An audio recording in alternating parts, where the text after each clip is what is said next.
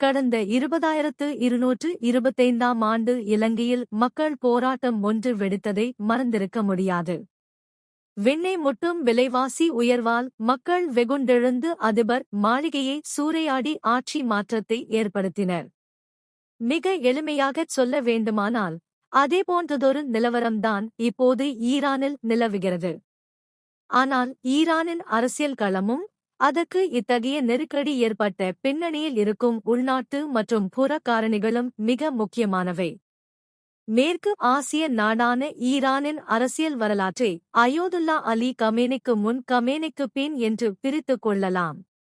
Khamenei 1939ஆம் ஆண்டு பிறந்தவர். இவரது தந்தை ஜாவேத் கமேனி ஒரு மதகுரு. 1960 முதல் 70 வரை ஈரானில் இருந்த ஆட்சியை திரைமறைவில் இருந்து அமெரிக்கா இயக்கிக் கொண்டிருந்தது எனலாம். ஷா வம்சத்தினரின் ஆட்சி நடந்து கொண்டிருந்த காலம் அது. ஈரான் மேற்கத்திய கலாச்சார தன்மையில் மூழ்க ஆரம்பித்திருந்தது. அப்போது அயோதுல்லா கமேனி ஈரான் மேற்கத்திய கலாச்சார மயமாக்கலுக்கு உள்ளாவதற்கு எதிராக போராடும் குழுக்களுடன் இணைந்து போராடி வந்தார். ருஹுல்லா கொமேனியின் தீவிர ஆதரவாளராக இருந்தார். புரட்சியில் ஆட்சியாளர்களை ஸ்தம்பிக்க வைத்ததால் ஷா ஆட்சியின் இரகசிய போலீசாரால் கமேனி கைதும் செய்யப்பட்டார். தொடர்ந்து ஷா குடும்பத்தினர் ஈரானில் அமெரிக்க, பிரிட்டன் நாடுகளின் தலையீட்டால் பொருளாதார ஏற்றம் வரும் என காத்திருந்தனர். ஆனால் ஈரான் எண்ணெய் வளம் பயன்படுத்திக் கொள்ளப்பட்டதே தவிர அங்கு எந்த செழிப்பும் ஏற்படவில்லை. அப்போதுதான் ஈரான் மதகுருக்கள், அறிவுஜீவிகள், மாணவர்கள் இணைந்து ஒரு புரட்சியை நடத்தினர். அதன் விளைவாக 1979இல் ஷா ஆட்சி அதிகாரம் தூக்கி வீசப்பட்டது. ஈரான் ஓர் இஸ்லாமிய குடியரசு ஆனது. இஸ்லாமிய புரட்சிகர கவுன்சிலின் உறுப்பினரானார் கமேனி. முகமது அலி ரஜாயி ஈரான் அதிபரானார். ஆனால் ஒரு குண்டு வீச்சு நிகழ்வில் முகமது அலி கொல்லப்படவே 1982இல் ஈரான் அதிபரானார் கமேனி. 1989இல் ஈரானின் உச்ச தலைவரானார். அன்று தொட்டு இன்று வரை அவர்தான் ஈரானின் உச்ச தலைவராக இருக்கிறார். புரட்சிக்குப் பின்னரும் கூட ஈரான் அமைதியாக இல்லை. அண்டை நாடான ஈராக்குடன் 1980 முதல் 1988 வரை போர் செய்தது. அதை புனித போர் என்று அழைத்தது.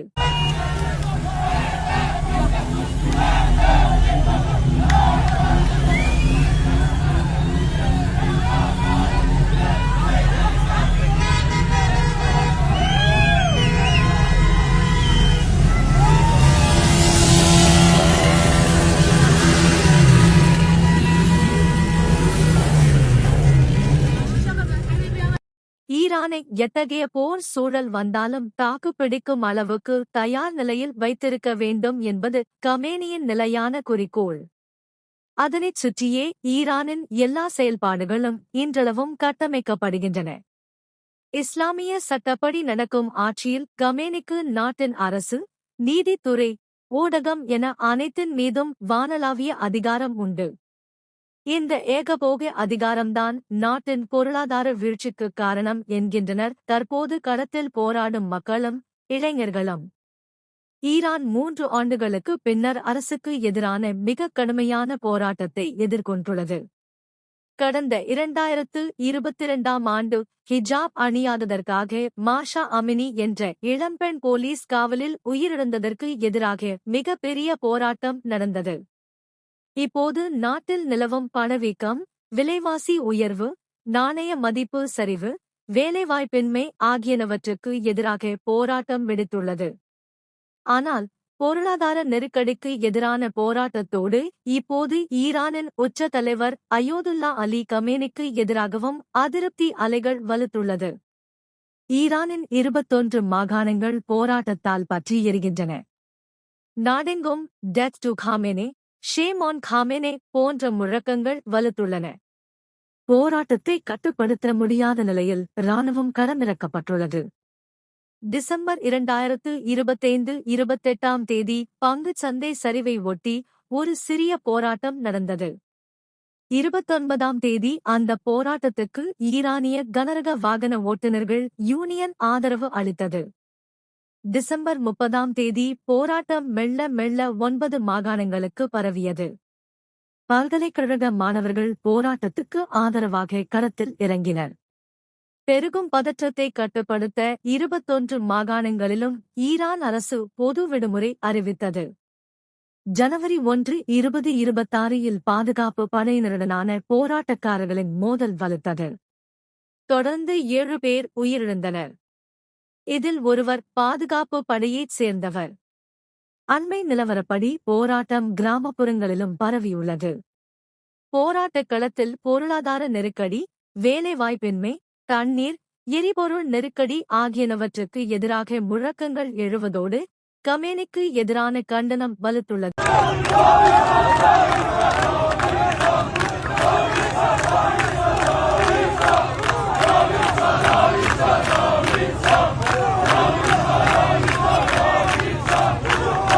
அதிபர் மசூத் பெசேஸ்கியான், மக்கள் உணர்வுகளை புரிந்து கொள்கிறோம்.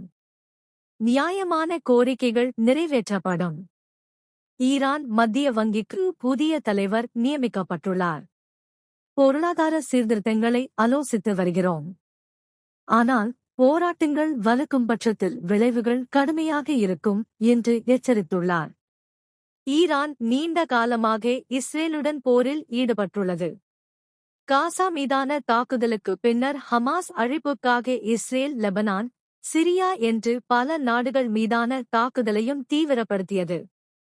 அந்த வரிசையில் ஈரானை சீண்டியது இஸ்ரேல். இதற்கு ஈரான் மிக கடுமையான பதிலடியை கொடுத்து உலகையே திரும்பி பார்க்க வைத்தது. 12 நாட்கள் இஸ்ரேலுக்கு எதிராக ஈரான் நடத்திய தாக்குதல் ஈரான் பொருளாதாரத்தை மிக கடுமையாக பதம் பார்த்துள்ளது. இது ஒருபுறம் இருக்க, ஈரானுக்கு அமெரிக்கா நீண்ட காலமாகவே பொருளாதார தடைகளை விதித்துள்ளது. இப்போது இது இன்னும் பல மேற்கத்திய நாடுகளும் இணைந்து கொண்டுள்ளன. இவை ஈரான் பொருளாதாரத்தின் மீது கடுமையான நெருக்கடியை ஏற்படுத்தியிருக்கிறது. அதுவும் குறிப்பாக ஈரானின் நாணயம் ரியால் மீதான தாக்கத்தை கடுமையாக்கியுள்ளது. கடந்த 2015 அமெரிக்க டாலருக்கு நிகரான ஈரான் நாணயத்தின் மதிப்பு 32,000 ரியாலாக சரிந்தது. அது மென்மேலும் சரிந்து இப்போது 1.4 மில்லியன் என்ற மோசமான நிலைக்கு தள்ளப்பட்டுள்ளது.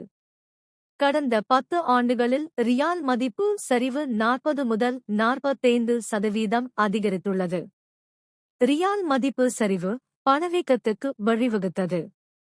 இதனால் பால், தானியங்கள் போன்ற உணவுப் பொருட்கள் உள்ளிட்ட அத்தியாவசிய பொருட்களின் விலைவாசி கடந்த ஆண்டுடன் ஒப்பிடுகையில் 70% அதிகரித்தது. இதுதான் சாமானிய மக்களை வீதிகளுக்கு தள்ளியுள்ளது. ஏற்கனவே மாஷா அமினிக்கு எதிரான போராட்டத்திலேயே உயிரை துச்சமென நினைத்து போராடிய இளைஞர்கள் இந்த முறை அதைவிட ஆக்ரோஷமாக அரசுக்கு எதிராக உச்ச தலைவருக்கு எதிராக களமிறங்கியுள்ளனர். இதில் கவனிக்கப்பட வேண்டியது என்னவென்றால், ஈரானின் மிகவும் சக்தி வாய்ந்த, அதிகாரமிக்க இராணுவ மற்றும் பாதுகாப்பு படையான இஸ்லாமிய புரட்சிகர இராணுவ படைகளையும் எதிர்க்க மக்கள் துணிந்துவிட்டனர். இந்த படை ஈரானின் உச்ச தலைவர் கமேனியுடன் நேரடி தொடர்பு கொண்ட. இதற்கு முந்தைய போராட்டங்களில் புரட்சி படை வந்தால் கப்சீப் என களத்தை காலி செய்யும் மக்கள் இந்த முறை அதைச் செய்யவில்லை. கமேனியை அப்புறப்படுத்த வேண்டும் என்று ஓங்கி ஒலிக்கின்றனர். அரசு அலுவலகங்களை சூறையாடுவது, கமேனியின் சிலையை நொறுக்கி வீழ்த்துவது என போராட்டக்காரர்கள் கட்டுக்கு அடங்காமல் சென்று கொண்டிருக்கின்றனர்.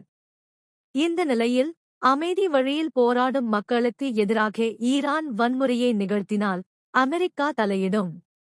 நாங்கள் தயாராக இருக்கிறோம் என்று அந்நாட்டு அதிபர் டொனால்டு டிரம்ப் எச்சரித்துள்ளதும் கவனிக்கத்தக்கது.